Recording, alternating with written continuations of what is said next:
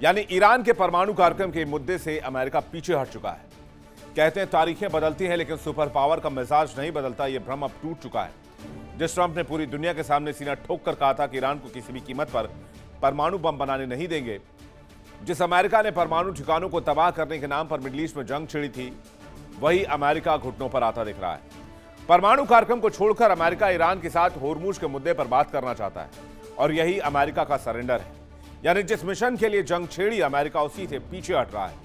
यानी जंग दुनिया को परमाणु खतरे से बचाने के नाम पर शुरू तो हुई थी, लेकिन इस जंग का अंत होर्मुज के मुद्दे पर आकर टिक गया है और अमेरिका गुहार लगा रहा है, कह रहा है माई बाप हुजूर होर्मुज खोल दो, न्यूक्लियर प्रोग्राम पर फिर कभी बात कर लेंगे। यह वॉशिंगटन का ऐतिहासिक सरेंडर माना जाएगा। 28 फरवरी को ईरान से अमेरिका और इजराइल ने एक साथ जंग छेड़ी। मकसद यह था कि ईरान के परमाणु कार्यक्रम को जब्त कर लेंगे और ईरान में रिजीम चेंज कर लेंगे। अमेरिका खुद को दुनिया के रक्षक के तौर पर पेश करना चाहता था, मानो वो ईरान को परमाणु बम से रोककर पूरी दुनिया को खतरे से बचा रहा हो, वो पूरी दुनिया का मसीहा बन रहा हो। लेकिन अब 6 महीनों के तनाव बमबारी के बाद अमेरिका अपने मूल मिशन से वापस हट गया है। वॉल स्ट्रीट जर्नल की एक रिपोर्ट बताती है कि ट्रंप अब बिना किसी औपचारिक परमाणु समझौते के भी जंग खत्म करने के विकल्प को देख रहे हैं। इसके बदले में शर्त सिर्फ इतनी रह गई है कि ईरान होर्मुज पूरी तरह से खोल दे और वहां से सामान्य कमर्शियल जहाज फिर से पहले की तरह गुजरने लग जाए। खबर है कि अमेरिका का टारगेट बदल चुका है। जो ट्रंप परमाणु के नाम पर जंग लड़ने आए थे, वो ट्रंप ऐतिहासिक सरेंडर की दहलीज पर खड़े नजर आ रहे हैं। वॉर प्लान क्या था? सरेंडर मोड में आ चुका है अमेरिका। ईरान का संपूर्ण परमाणु निशस्त्रीकरण नहीं होगा। बिना किसी गारंटी के युद्ध खत्म करने पर विचार हो रहा है। नो न्यूक्लियर वेपन की चेतावनी जो थी, वो केवल अब होर्मुज खोलने की शर्त तक आकर टिक गई है। सैन्य ताकत से तेहरान को झुकाना लगभग नामुमकिन हो गया। नाकेबंदी का खोखला बहाना सबने देखा। अमेरिका से ईरान हार चुका है और अब डील करने के लिए बेताब है। ईरान में रिजीम चेंज नहीं करा पाया। मुश्तबा के हाथ में सत्ता है और मिडिल ईस्ट में जो अमेरिकी दबदबा था, जो सुपर पावर की साख थी, वो होर्मुज में दफन हो चुकी है। ट्रंप ने ईरान पर आरोप लगाया कि वो गुपचुप तरीके से परमाणु हथियार विकसित कर रहे हैं। ईरान ने 440 किलो यूरेनियम एनरिच कर लिया है, जो 60% तक एनरिचमेंट कर चुका है और ये पूरे मिडिल ईस्ट के लिए, इजराइल के लिए बहुत बड़ा खतरा है। अमेरिका ने खुद को दुनिया का रक्षक घोषित किया और तेहरान के खिलाफ चौतरफा सैन्य और आर्थिक अटैक शुरू कर दिया। हालांकि ईरान का एनरिचमेंट अभी तक रहस्य है।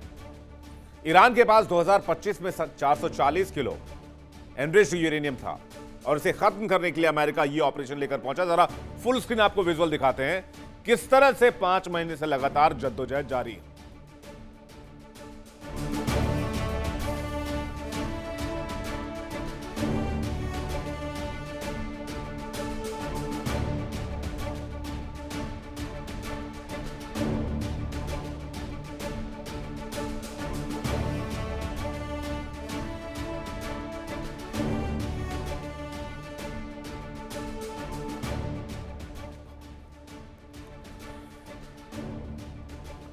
आज की तारीख में ईरान ने कितना परसेंट यूरेनियम एनरिच कर लिया है, ये ना मोसाद को पता है, ना सीआईए को पता है, ना दुनिया के किसी और खुफिया एजेंसी को पता है, सिर्फ ईरान को छोड़कर। और अब जैसे जैसे युद्ध लंबा खिंचता गया, अमेरिका हांफने लगा।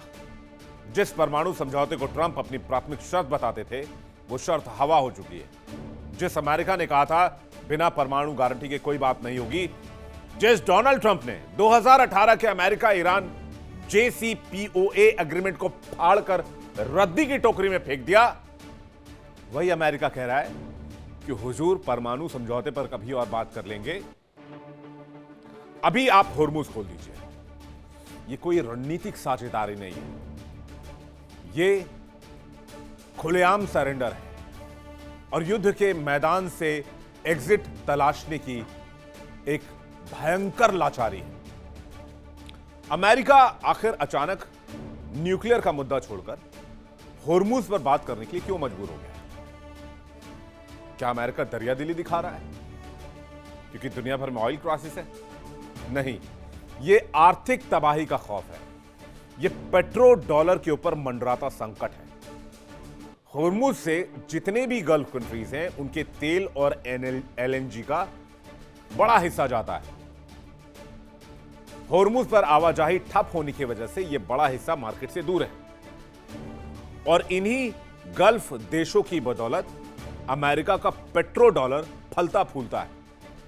अब जब यहां से व्यापार बंद है तो ये जो पेट्रो डॉलर जो फलता फूलता है गल्फ देशों के तेल के ऊपर, उस पर संकट के बादल हैं। कच्चे तेल के दाम आसमान छू रहे हैं। अमेरिका के पेट्रोल पंप पर कीमतें रिकॉर्ड स्तर पर हैं। इससे अमेरिका में इन्फ्लेशन है और जनता में हाहाकार।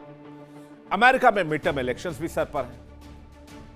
अमेरिकी इतिहास गवाह है कि अगर पेट्रोल महंगा हो और देश किसी बेनतीजा विदेशी जंग में उलझा हो तो सत्ता में बैठे राष्ट्रपति की कुर्सी चली जाती है। ट्रंप के लिए यह युद्ध अब एक राजनीतिक बोझ बन चुका है और उनके करियर पर भी बोझ बन चुका है।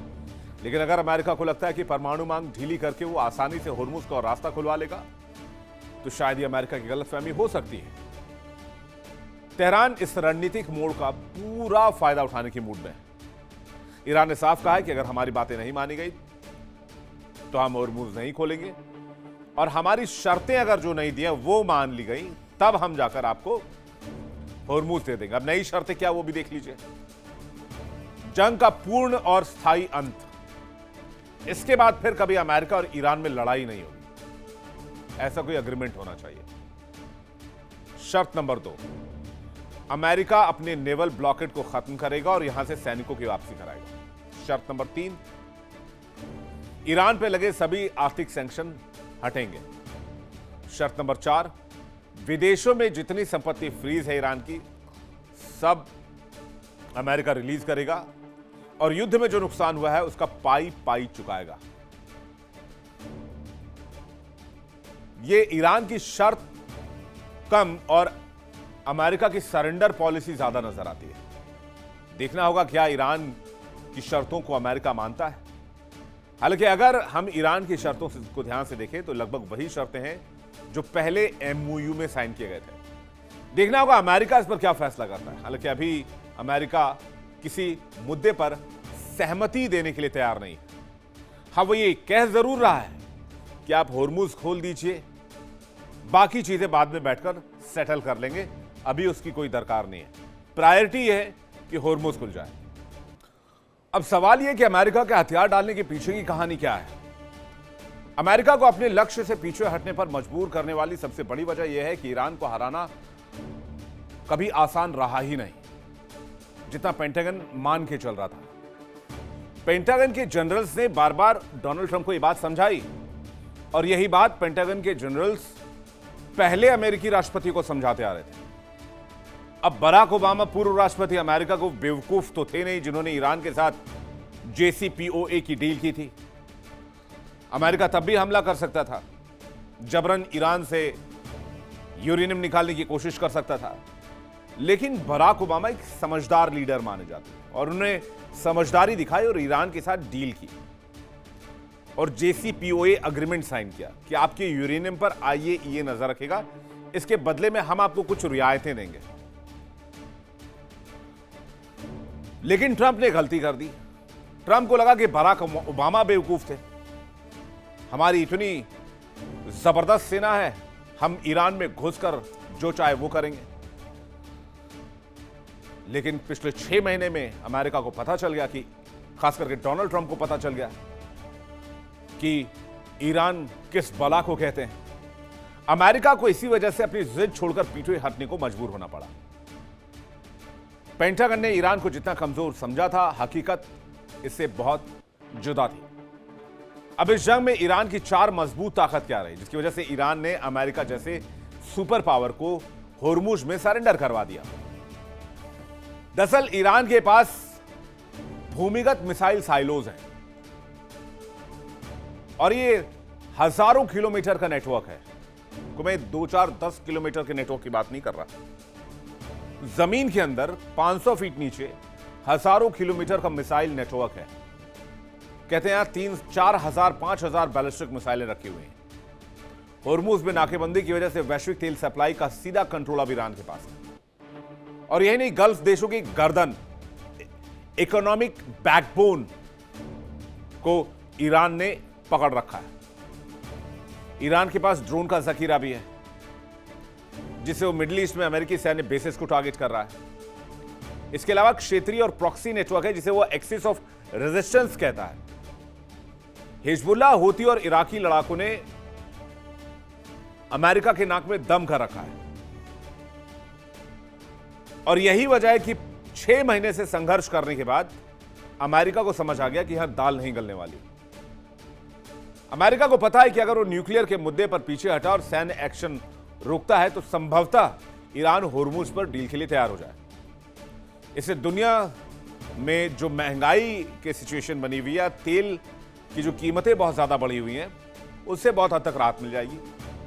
वैसे भी होर्मुज में दादागिरी और नाकेबंदी करने के बावजूद अमेरिका होर्मुज को कभी कंट्रोल नहीं कर पाया, जबकि हर दिन करोड़ों अरबों डॉलर फूंकने के बावजूद अमेरिका को कुछ हासिल नहीं हुआ।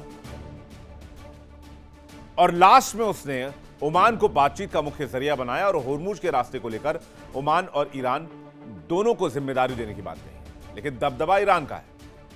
हालांकि अभी तक शुल्क लेने पर कोई बात नहीं हुई है। अमेरिका कह रहा है परमाणु कार्यक्रम को वो डील से हटा लेगा, लेकिन खुफिया रिपोर्ट के मुताबिक परमाणु कार्यक्रम पर निगरानी रखेगा कि वो IAEA की एंट्री कराएगा कि आप परमाणु कार्यक्रम जारी रखिए, लेकिन इंटरनेशनल एटॉमिक एजेंसी जो है वो आपके ऊपर नजर रखेगी, क्योंकि जंग के बीच में ईरानी यूरेनियम का पता अभी तक किसी को नहीं है। न्यूक्लियर डील से पीछे हटने की वजह आपने समझी। अब एक और मैटर मैं आपको बता दूं इसी से जुड़ा हुआ। न्यूक्लियर डील से पीछे हटने का मतलब अस्थायी रूप से शांति। ईरान के परमाणु कार्यक्रम पर निगरानी कमजोर पड़ सकती है। होर्मुज स्ट्रेट खुल जाएगा तो वैश्विक ऊर्जा बाजार के लिए गेम चेंजर होगा। अमेरिका का फोकस सैन्य जीत से ज्यादा आर्थिक स्थिरता पर है। यह रणनीतिक संकेत है कि अमेरिका जंग को सीमित रखना चाहता है। ईरान अपनी शर्तों के जरिए ज्यादा से ज्यादा कूटनीतिक लाभ लेना चाहता है। और कुल मिलाकर मामला यही फंस रहा है, यानी कि खाड़ी के देश हो या फिर इजराइल, सबके लिए अब यहां डील बहुत जरूरी है। अमेरिका कब कब जंग में आया ये आपको बताएं, लेकिन इससे पहले हम आपको वॉर से जुड़ी कुछ तस्वीरें दिखाते हैं।